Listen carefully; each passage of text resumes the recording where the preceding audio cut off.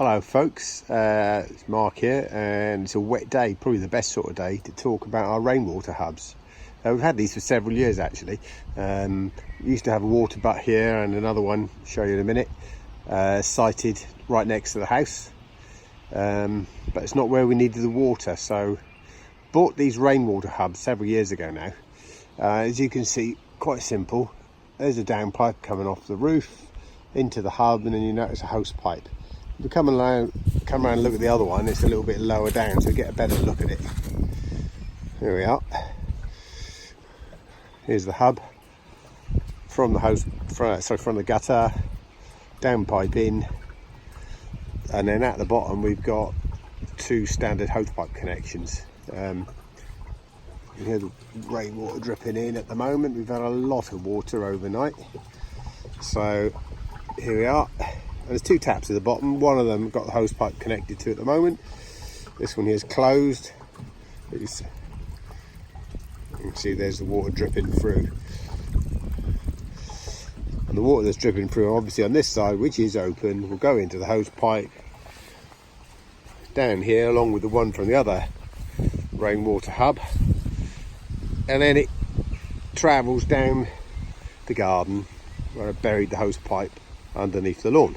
And it's a good point to say that when we came here, the veg patch and polytunnel were where they are, and the house, funnily enough, was in the same place. It was a bit of a pain getting water down here, carrying watering cans on a hot summer's day in the morning. Spent an hour with watering cans coming up and down here to water everything we had down here. So with the rainwater hub, basically the rainwater is coming all the way down here, around the back of these water tanks, and into these water butts here. Now one of them comes in down here. I've got it set up so it's gravity based basically, so the water's filling up these water butts from the bottom upwards. And same down here. We're a little bit loose in some places in this house. So that one's a Y junction feeding in, and again these two are filled up. Now I emptied all four of these tanks yesterday, and you can see we've had a lot of rain overnight and they're full. So all of that water has come from all the way over there, courtesy of our very simple rainwater hub, which has been serving us well now for I think about 7 years.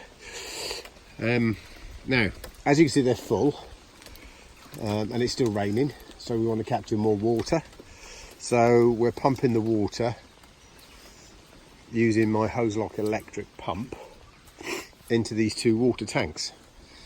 Trouble is they're nearly full too, but we need to make some more space because those are overfilling over there. So turn the pump on, and I've selected a feed into this tank here. So take it from me, that is the water from the water butt over there going into this tank. Just turn it off a moment. Taken some water out of that butt already, so we'll switch this pipe over.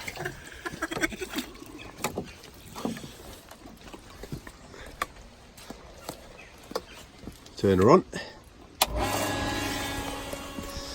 So there we have it. We're emptying some of the water out of there into this water tank over here. Now this particular tank is connected up, or feeds a solar system which we've recently installed. It's only been operating for a few weeks. You can see the solar panel up here. Probably not catching an awful lot of sun today. It's an Irrigatia C120. As basically a network of plumbing. A pump and control box down there. Again, underneath the grass. And then there's a ring main in here, ring main of water, which goes around and feeds into these drippers. We've got nine plants here, I think it's about 19 up here. More drippers here. And more salad planting over here. Are those we're experimenting here using seeper hose. Not having quite as much success getting that going as we are with the drippers. So that essentially is the system. We are irrigating this polytunnel with a solar system with water that fell on the house, which is about 50 meters away.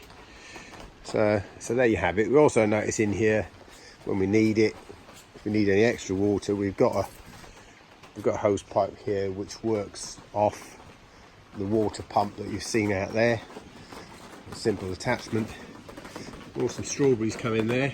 Again, solar watered, not had to water them. They're looking good. I might be having them this evening. Not watered that for about 10 days and they keep coming through. So that seems to be working. Let's go back outside and see how the pumping is going. Yeah, we've got another hose pipe here, obviously, which we use. This hose pipe here, we use when we need to water what we've got out here. We won't be needing to do that today. So there's the pump, and let's go and have a look over here, taking some of the water out of here. Now we are going to reach a point actually when our 2 big tanks are full and all our water butts are full. So then we've stored as much water as we possibly can.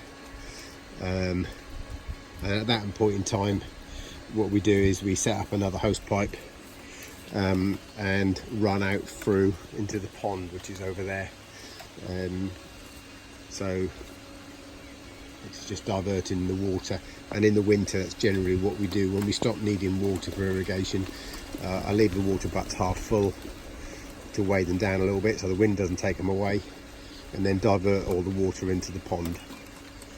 So I hope that's interesting, and good luck with your irrigation and your water, folks. Bye for now.